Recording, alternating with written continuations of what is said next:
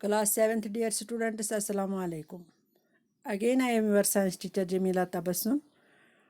Today I am going to do the activity on acids, bases and salts. As you know, the name of our chapter is acids, bases and salts. Okay, so let us start. Dear students, you can prepare a greeting card for your mother on her birthday. Apply turmeric paste on a sheet of plain white paper and write. Draw a beautiful flower with soap solution with the help of a cotton bud. You will get a beautiful greeting card. प्यारे बच्चों, जो मैंने आप लोगों को परसों एक easy activity आप लोगों को करने के लिए दी थी, वो मैंने आप लोगों को मैं फिर से याद दिलाती हूँ। आप लोगों को मैंने कहा था कि आप अपने किचन में से थोड़ी सी हल्दी लाओ, उसमें थोड़ा सा पानी ऐड करो, उतना ही पानी जिसमें उसका पेस्ट बन जाए। ओके, तो उस पेस्ट को आप लोगों को वाइट पेपर के ऊपर डालना था, फिर उसको सुखाने के लिए थोड़ी देर के लिए रखना था। तो मुझे पूरी उम्मीद है आप लोगों ने ऐसा किया होगा। तो उसके बाद मैंने आप लोगों को ये कहा था कि उसमें सोप का सॉल्यूशन आप डालोगे उस पर, तो आप लोग खुद देखोगे एज इंडिकेटर हल्दी क्या काम करता है। ओके, तो मुझे पूरी उम्मीद है आप लोगों ने ये एक्टिविटी की होगी। तो इस वक्त जो मैं आप लोगों को एक्टिविटी के हिसाब से पढ़ाने जा रही हूँ वो है कि आप लोगों को यहाँ पर प्रिपेयर एक ग्रीटिंग कार्ड भी कर सकते हो। मतलब अपनी मम्मा को का अगर बर्थडे होगा तो उस पर आप उसको ग्रीटिंग कार्ड बना सकते हो घर में बैठ के। कैसे? आप लोगों को क्या करना है, अप्लाई वैसे ही जो मैंने परसों कहा था कि आप लोगों को हल्दी पेस्ट बनाना है, वाइट शीट पर रखना है, फिर उसको ड्राई करने के लिए रखना है। जब ड्राई हो जाएगा तो उसके बाद आप उस पर बहुत खूबसूरत फ्लावर बना सकते हो। किससे? सोप सॉल्यूशन से, जो मैंने परसों भी आप लोगों को कहा है, क्योंकि सोप सॉल्यूशन जब हम उस पर डालते हैं तो उसका कलर चेंज हो जाता है।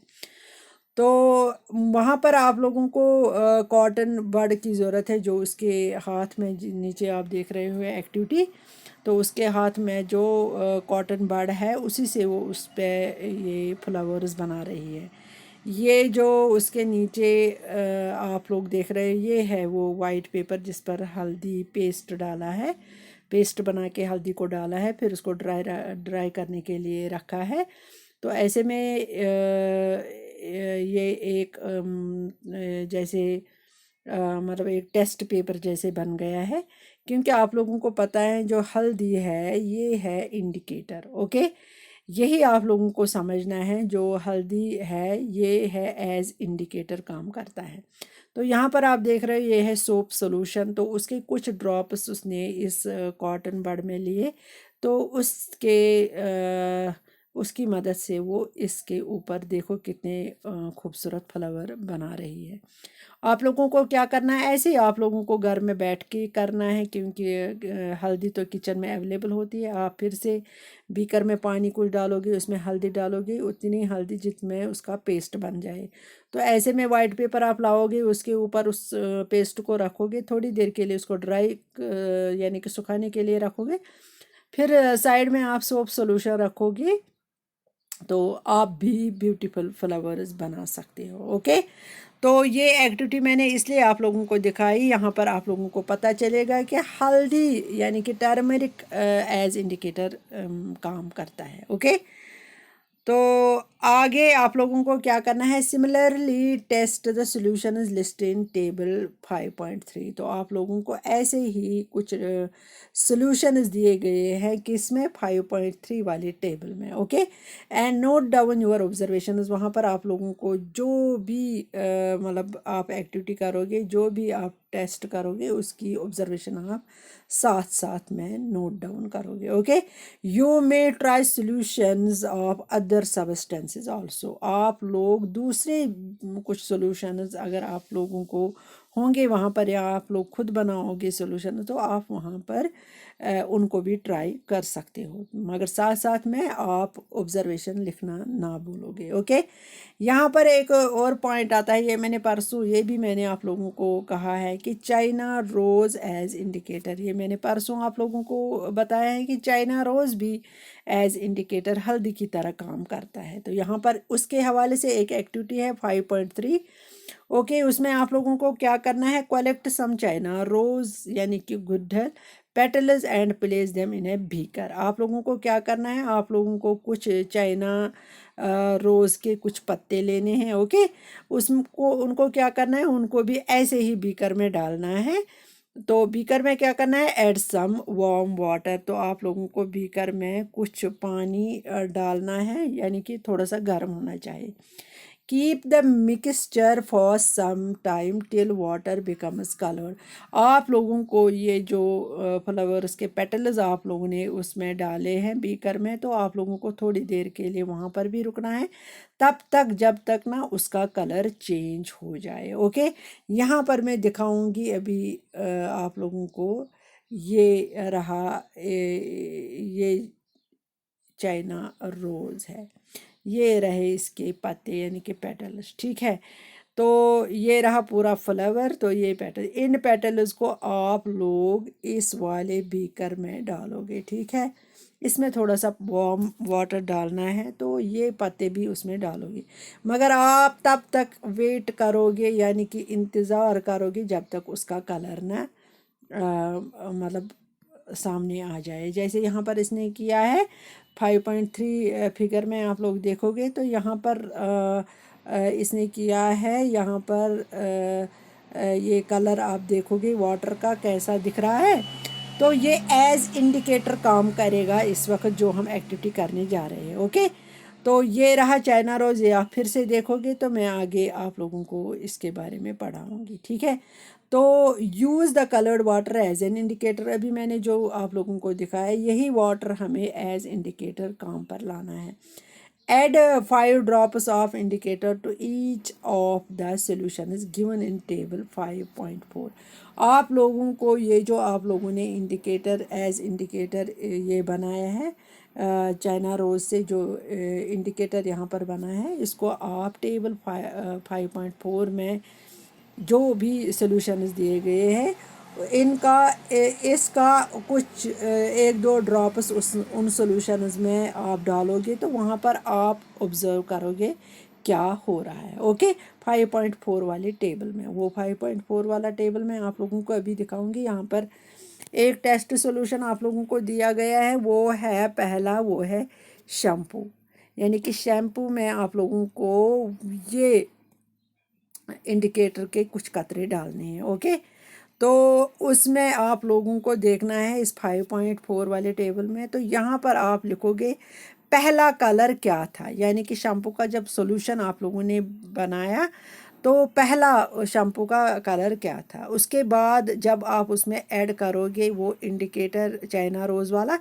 तो इसमें आप लोग देखोगे फाइनल कलर क्या बना, यानी कि ये जो चाइना रोज़ का जो ये एज इंडिकेटर काम कर रहा है उसके जो कतरे आपने इसमें डाले हैं शैम्पू सॉल्यूशन में, तो आप लोग इसमें फाइनल कलर देखोगे वो इसमें लिखोगे। ओके, ऐसे ही दूसरा है वो है लेमन जूस। लेमन जूस में आप लोगों को देखना है पहला कलर क्या है, यानी अपना लेमन जूस का कलर है क्या। उसके बाद उसमें कुछ वो चाइना रोज़ के जो इस वक्त एज इंडिकेटर काम करता है उसके कुछ कतरे इसमें डाल के आप फाइनल कलर जब देखोगे तो यहाँ पर वो लिखोगे। ओके, उसके बाद यहाँ पर आप लोग देखोगे सोडा वाटर। तो सोडा वाटर में भी आप पहले कलर देखोगे, फिर ये जो इंडिकेटर डालोगे उसमें, तो फिर इसमें लिखोगे वो वाला कलर। ऐसे ही 4th पॉइंट है sodium hydrogen carbonate solution, hydrocarbonate solution.